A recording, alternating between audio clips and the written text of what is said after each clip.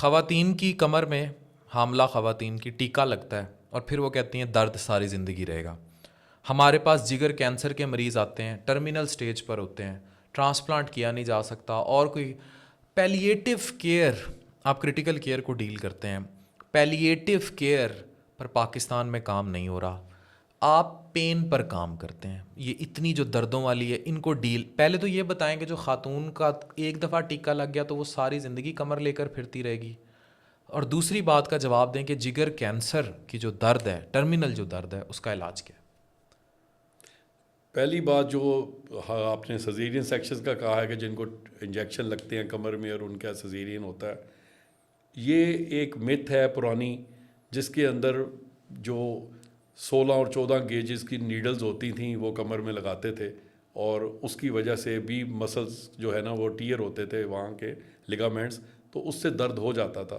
لیکن اب اتنی جدت آ چکی ہے کہ اس وقت جو ہم نیڈلز یوز کرتے ہیں ان کی گیج تقریباً 22 کے قریب ہے، 24 والی بھی ہے جو بالکل آنکھوں سے بھی نظر نہیں آتی نیڈلز. تو ایسی نیڈلز کے ذریعے جب ہم الٹرا ساؤنڈ گائیڈڈ اور ہم دوسرے میتھڈ سے جب اسپائنل لگاتے ہیں تو اس میں پیشنٹ کو بالکل پتہ نہیں چلتا، اور اس میں پیشنٹ کی کوئی بھی کسی قسم کی ویئر ٹیئر مسلس کی نہیں ہوتی، اور اس سے کبھی بھی بیک ایک نہیں ہوتی. تو ساری زندگی عورتیں تو کمر لے کے پھرتی رہتی ہیں، بلکہ وہ اور مطلب وہ اس خاتون کی سی سیکشن کے دوران کمر میں ٹیکا نہیں لگتا، وہ اس کے شوہر کے دماغ میں لگ جاتا ہے، اس کی زندگی حرام کر دیتا ہے. ایکچولی آپ کو یہ تو ایک نیچرل ہے کہ کسی کے ڈیلٹائڈ میں یہاں پٹ میں ٹیکا لگ جائے تو 4 دن تک وہ اپنی اس بازو کو لیے پھرتے رہتے ہیں لوگ کہ ہمارا ٹیکا لگا تھا. تو جب اتنا تو ان کو پتہ ہوتا ہے کہ کمر میں ٹیکا لگا ہے تو اس کا تھوڑا سا یہ سائیکولوجیکل افیکٹ ہوتا ہے. پاکستانی بیگمات پھر ایج بھی لیتی ہیں تھوڑا سا. ہاں وہ تھوڑا سا ظاہر ہے وہ ریسٹنگ میں ان کو ذرا پرابلم نہیں، وہ ساری زندگی پھر وہ ٹیکا لے کے پھرتی ہیں. وہ کچھ کہہ دیں تو 10 سال بعد یاد کرا رہی ہوتی ہے. مدرس ٹو مدرس یہ سٹوری چلتی آ رہی ہے کہ ان کی دادی نے ان کی بیٹی کو کہا بھی کمر میں ٹیکا نہ لگوانا، بیٹی نے اگلے بہو کو کہا، بیٹی کو کہا بھی کمر میں ٹیکا نہ لگوانا. یہ ویسی چلتی آ رہی ہے.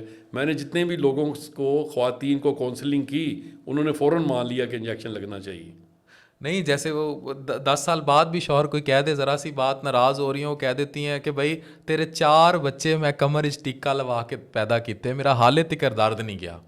تو وہ پھر وہ درد تو پھر ہسبینڈ سے ہی جائے گا نا جی. ہاں، وہ ہسبینڈ کے سر کا درد بن جاتا ہے. اچھا سر، جگر کینسر کے جو مریض ہیں ٹرمینل سٹیج، بیچارے ویری پینفل، پہلے تو بتائیے پیلیٹیو کیئر کے اسپتال کیوں نہیں بن رہے اس ملک میں؟ یہ ایک بہت بڑا المیہ ہے. میں سمجھتا ہوں اس پہ ہمیں کام کرنے کی ہمیں ہیلتھ پروفیشنل کو ضرورت ہے کہ ہمارے پاس 2 چیزوں کی کمی ہے بہت زیادہ، فقدان ہے ہماری پوری کنٹری میں. ایک تو ہمارے ہاں اولڈ ہاؤسز نہیں ہیں، اولڈ ہومز نہیں ہیں. دوسرا یہ ہے کہ ہمارے پاس جو ویجیٹیٹو اسٹیٹس میں لوگ چلے جاتے ہیں ان کی ٹریٹمنٹ کرنے کی کوئی جگہ نہیں ہے.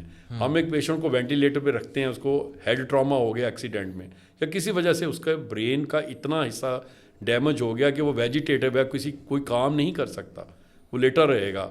تو ایسے پیشنٹ کو جب ہم ٹھیک کر کے کہتے ہیں گھر لے جائیں تو گھر والوں کے لیے وقت پڑ جاتا ہے. اس کے لیے ان کو نرس رکھنی پڑتی ہے، سارے ان کو لیے چیزیں، ایک کمرے کو ICU بنانا پڑتا ہے، اور اس کے لیے ایک پراپر لک آفٹر کے لیے کہ میڈیسنز ٹائم پہ دی جائے.